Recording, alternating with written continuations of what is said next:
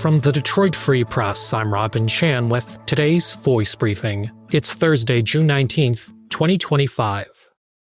I'm Frank Witzel with the Detroit Free Press. If you travel Interstate 96 through Oakland County, take note. The Michigan Department of Transportation is rolling out a new way for you to get onto the freeway. The change is aimed at making it safer and maybe even faster to get to where you are headed. The new system, which some call ramp metering, will be at 8 on-ramps between Novi and Milford Roads, and each ramp is set to go into operation individually in the next couple of weeks. Metered in this case refers to a way of timing how cars get on the freeway, which is still free, and not a way to charge a fee or toll, as in metered parking, which has been discussed but not put in place. In other states where ramp metering systems are used, the Federal Highway Administration found that while there was initial opposition and skepticism to it, it worked out, and in some areas worked so well that it was expanded. The instructions to use it don't seem that complicated, but may take getting used to. And if you need more than words to explain it, the Transportation Department has created a less than 3-minute video you can watch. The meter ramps use a red, green, yellow signal to guide you.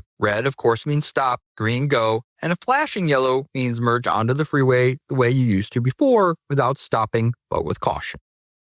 I'm Paul Egan reporting for the Detroit Free Press. You don't have to be a lawyer to be elected governor of Michigan, but statistically, it sure helps. A Free Press analysis shows more than 57% of all Michigan governors have been lawyers. The first 12 governors the state elected were lawyers. The current governor, Gretchen Whitmer, is a lawyer, and so were her 4 predecessors. The last Michigan governor who wasn't a lawyer was William Milliken, who headed up the family department store business back in Traverse City. The occupations of Michigan governors show how the state's economy has changed since 1835.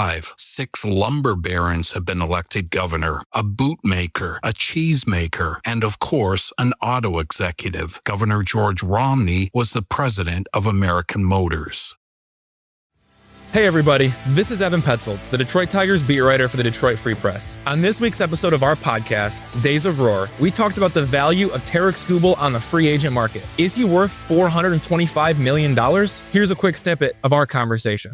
But aside from Tarik Skubal himself, there is only one other person who can get a Tarik Skubal extension done now. It's Chris Ilitch. So I think it's important to keep that in mind as we move forward, inching closer to November 2026 when Tarik Skubal becomes a free agent. We are about 500 days away from that right now. So we got a long ways to go. I'm sure we're going to talk about this a lot more, but I do think it is important to mention Chris Ilitch could get this done right here, right now. Well, as far as getting it done right here, right now, that would be the smart thing to do. Overpay him for these 2 years, or actually overpay him for 2026 as one of the years, because the shorter you can make the contract essentially in his prime, the better. Paying 39-year-old Tarik Skubal $45 million seems like a bad idea. We already know this from Miguel Cabrera and pretty much every other of the largest contracts ever given any baseball player, regardless of position. So my point is somebody will. Some team will, whether it's the Dodgers or the Mets, some team will pay Tarik Skubal that much money that late into his career if he continues this type of performance and stays healthy, which is exactly how things are trending. Based upon what we see in the Scott Harris, Chris Ilitch regime, Tarik Skubal's not going to be a Detroit Tiger. They're not going to buy into the idea of wasting 3 or 4 years at the back end of a contract at $45 million and hamstringing their capacity to win.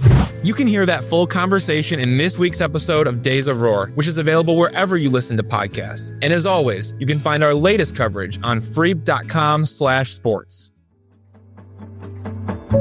Find more from the Detroit Free Press on freep.com. That's FREEP.com. Thank you for listening, and you'll hear more from us tomorrow.